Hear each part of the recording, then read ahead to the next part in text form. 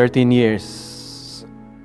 Sejujurnya kirain lebih dari itu sih. Ataupun internally percaya kalau lebih lama dari itu. Tapi kalau kesebut gitu hanya agak nggak percaya dan bangga dan bersyukur aja karena 13 tahun lama banget. Tapi buat akunya nggak terlalu berasa selama itu. Itu 13 tahun secara profesional, desain sama label dan lain-lain. Tapi journey-nya kita itu udah mulai dari 2 atau 3 tahun sebelum 13 tahun itu gitu. Jadi udah total mungkin 16 tahun lah ya.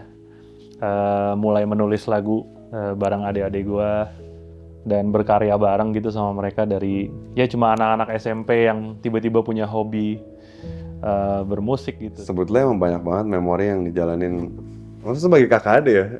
Apa yang gak dilewatin bareng Overtunes gitu rasanya. Karena dari nulis lagu bareng pertama kali, manggung pertama kali bareng, tampil di depan penonton pertama kali, tampil di TV pertama kali, Tunis meet and greet, jualan di KFC. Ya ikut ke nominee award shows dan walaupun kalah juga tapi ada foto terus kayak foto bertiga gitu kayak agak wholesome juga kan, kayak manggung keluar kota pertama kali, naik pesawat untuk manggung pertama kali. Kayaknya banyak banget hal yang dilakukan yang selalu konteksnya Overtunes. Kadang-kadang surreal juga gitu menjalani semua prosesnya dan bisa sampai ke titik ini tuh sebenarnya juga bahkan masih berkarya bareng itu juga ya sebuah achievement sih menurut gua kayaknya. Namanya itu juga berawal dari sebuah keisengan gitu. Jadi kita lagi kita lagi mau ikutan satu kompetisi di Depok. Waktu itu berempat, kita masih sama sepupu kita Jeremy, member di Overtunes yang pertama tuh berempat sebenarnya bukan bertiga. Terus kita kalau nggak salah nyanyiin lagunya Coldplay yang Fix You. Nah itu Fix You-nya itu kita modulasiin lah terus gitu jadi nadanya lebih tinggi gitu, terus kayak abis itu kalau nggak salah si Ruben sih yang nyeletuk gitu, kenapa nama kita nggak di Overtunes aja gitu kan. Mungkin term di dalam musik itu modulasi gitu kan, ada dasar yang naikin gitu. Abis itu kayak pada saat itu kita kenalnya tuh overtune gitu kan, orang-orang itu term yang terkenal banget di Indonesia, nggak tahu kenapa. Ya udah gitu, terus kayak si Ruben, nama kita Overtunes aja gitu. Kalau misalnya kita lagi event atau apa, kayak tim-tim panitia atau tim-tim promotor gitu suka menamakan kita tuh TOV gitu. Jadi kita akan dikenal sebagai The Overtunes atau TOV gitu.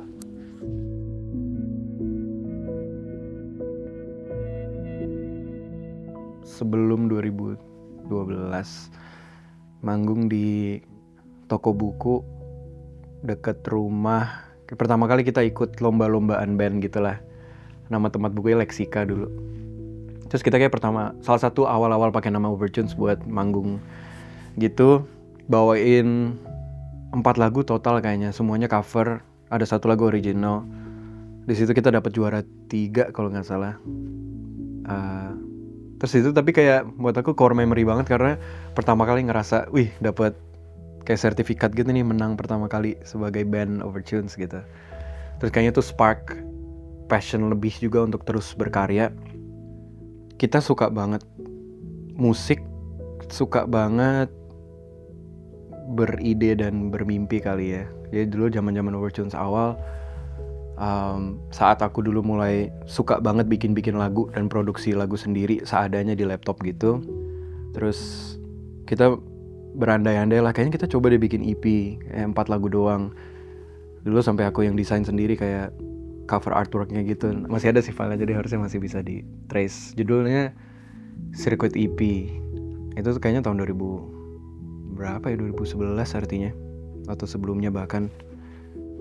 Tadi seingetku seumur hidup Mika selalu suka garage band, dan aku kayak dulu suka kayak waktu ngurusin bikin bandnya kita oke coba bikin lagu sendiri yuk, atau bikin logo sendiri, atau bikin gimana cara bisa berkomunikasi dengan orang tentang lagu kita sendiri gitu-gitu kayaknya ya. Jadi kalau dan itu kan belum nggak terpikir motivasinya mungkin uang atau pencarian nafkah gitu-gitu ya. Enggak sih, dulu kayak berarti ada sukanya lah, emang suka terhadap musik making atau songwriting gitu-gitu yang sebenarnya dari sangat early age in that sense. Terus dulu kita udah pingin banget sih bikin Overtunes jadi band yang berjalan gitu. Kita pingin manggung-manggung, dan dulu di saat itu dengan skill kita yang seadanya kita rasa tuh cukup untuk ayolah kita coba bikin.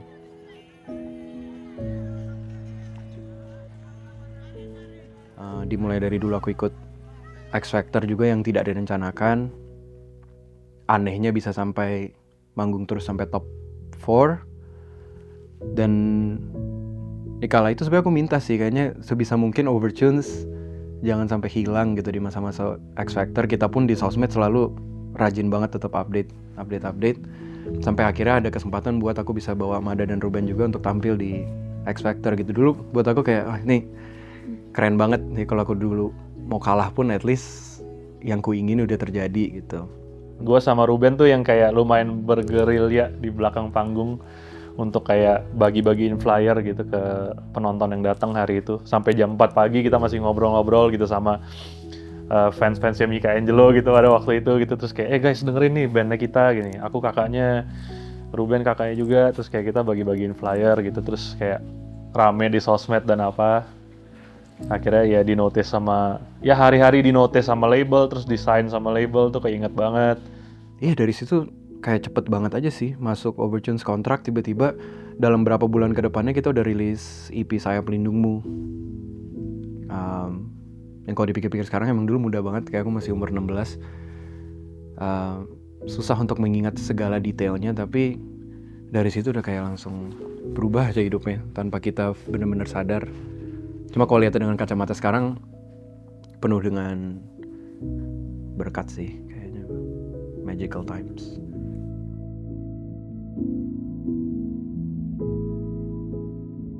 Pertama kali di-sign sama label itu kan perasaan yang surreal banget ya gitu. Maksudnya itu mungkin nggak bisa dibayangin sama banyak orang juga gitu. Kita juga sebagai anak-anak kecil yang naif gitu, terus kayak mikir wah ini something yang huge banget lah gitu buat kita gitu, kayak desain sama record company yang gede banget gitu.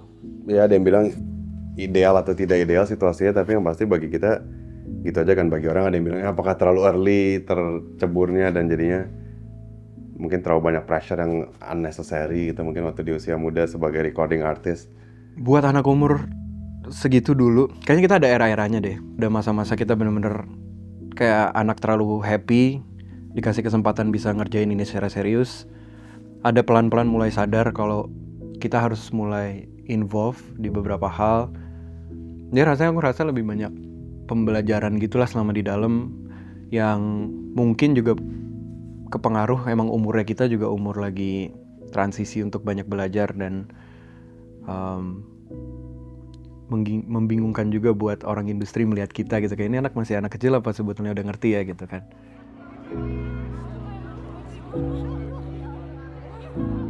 Ada sensible decisionnya juga sih, bagiku setidaknya sih nggak terlalu sentimental kayak I'm sick of record labels and I want to go in deep. Ada perdebatan juga sih di antara kita kayak mau lanjut atau enggak. Yang kita pelajari dari ada di industri cukup bertahun-tahun adalah tidak ada kepastian selama ada di major label. Bisa aja satu hari kita seneng banget dan sangat klop dengan tim di dalamnya, bisa aja hari esoknya orang itu bisa resign gitu. Ada lah gitu, udah mulai ada shifting juga di antara internal bandnya juga gitu, kayak nah gue pengen ngejar ini, gue gak pengen ngejar musik, ada yang apalah gitu, jadi macem-macem gitu kejadiannya pada saat itu. Terus kayak dunia yang berasa rutin itu tuh jadi sedikit menyiksa gitu kali ya buat kita gitu. Kayaknya secara sadar aja sih kita bertiga ngerasa udah waktu yang tepat aja, kalaupun kita akan kesusahan dan kalaupun akan ribet sendiri gitu, kayaknya emang udah waktu dan umur yang pas aja sih untuk ngerasain hal yang baru. gitu akhirnya decide untuk ya udah indie dulu, siapa tahu kita ketemu partner yang pas lagi ke depannya gitu.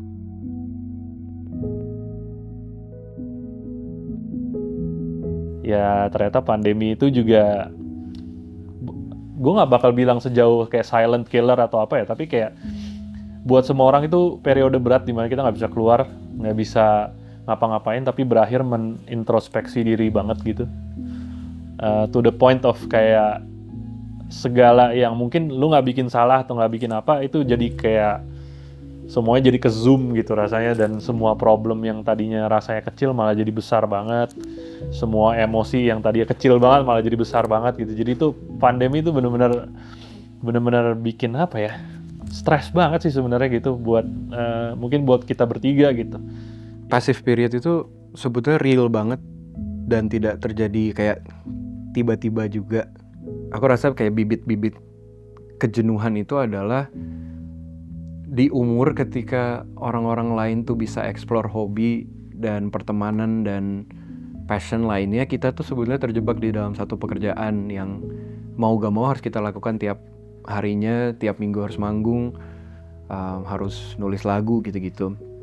Yang emang sebenarnya buat kita tuh dream come true banget, tapi emang gak bisa bohong, kayaknya setiap manusia butuh aja untuk punya rasa bisa memilih lah, kayak gue pengen arahnya ke sini, atau kayak ternyata setelah manggung berapa ratus kali ternyata gue nggak terlalu suka deh gitu.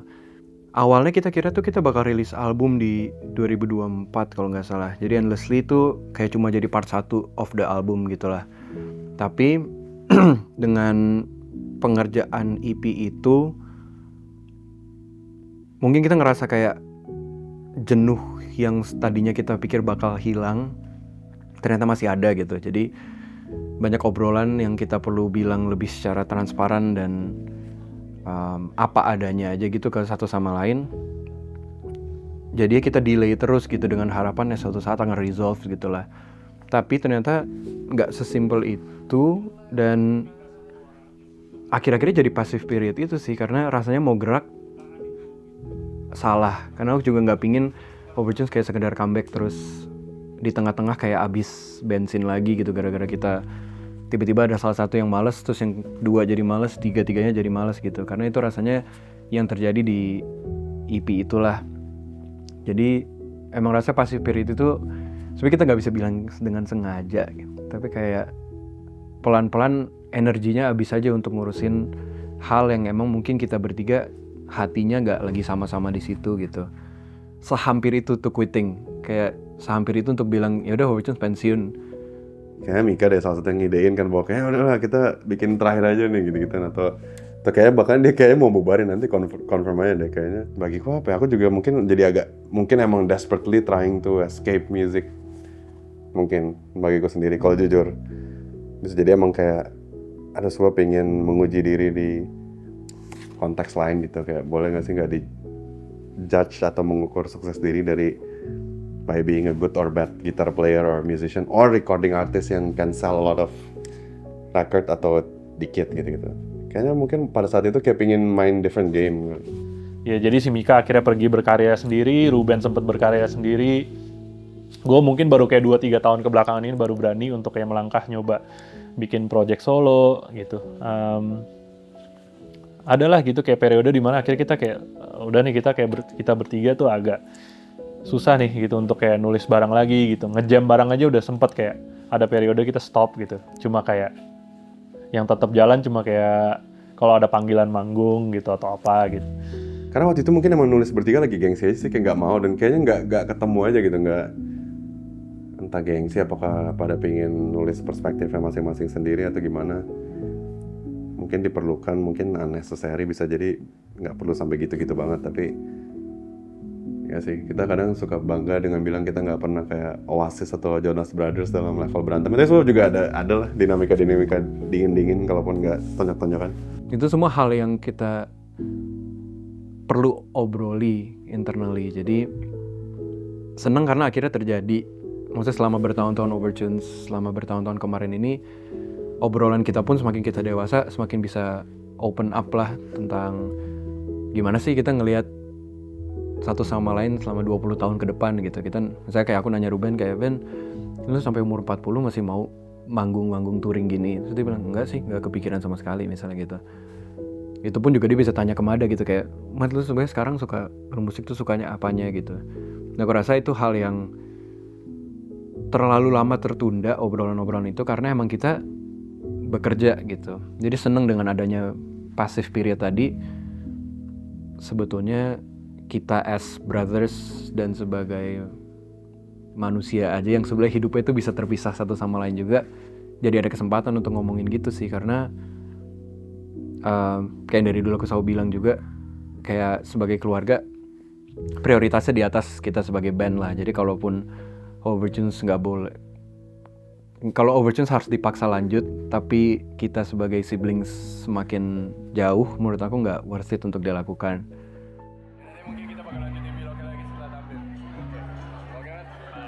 Setelah tiga-tiganya melihat kita bisa berkarya secara individu gitu, terus kayaknya kalau digabungin kayaknya bisa bagus lagi nih gitu. Dan kita merasa selama kita berkarya masing-masing tuh ada yang kurang gitu. Ada yang kayak bener-bener kayak, iya gue butuh sih emang ada soundnya Mika, gue butuh ada Ruben gitu. Jadi kayak ada rasa itunya gitu. Sebenarnya rasa kalau misalnya gak kenal pasti pingin satu band sama mereka karena ya OP juga gitu kan. Ada rasa gitu ya kan. Ini coba jago-jago nih orang gitu. Jadi kayaknya bisa bikin sesuatu yang bareng mereka dan bagus. Seneng sih, maksud aku seneng juga, aku suka dengan lagu-lagu kita masing-masing. Dan lagi-lagi kayak confirming juga kalau kita bertiga tuh sebenarnya suka musik, nggak cuma sebagai pekerjaan tapi emang ada yang pingin kita kasih lah gitu.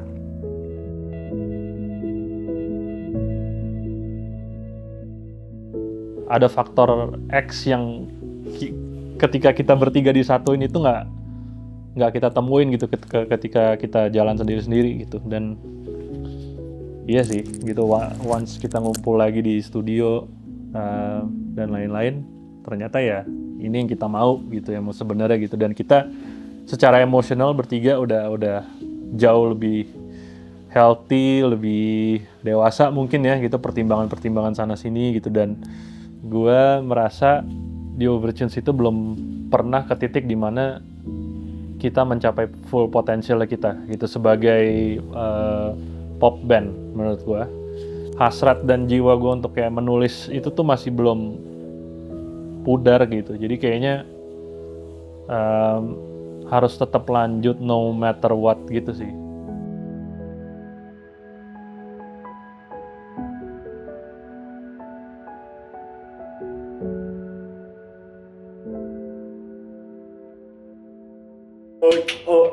Subscribe to our channel for more videos coming soon. More video covers and our original songs coming soon. Maybe some studio sessions. Owazayaka. Bye. Bye.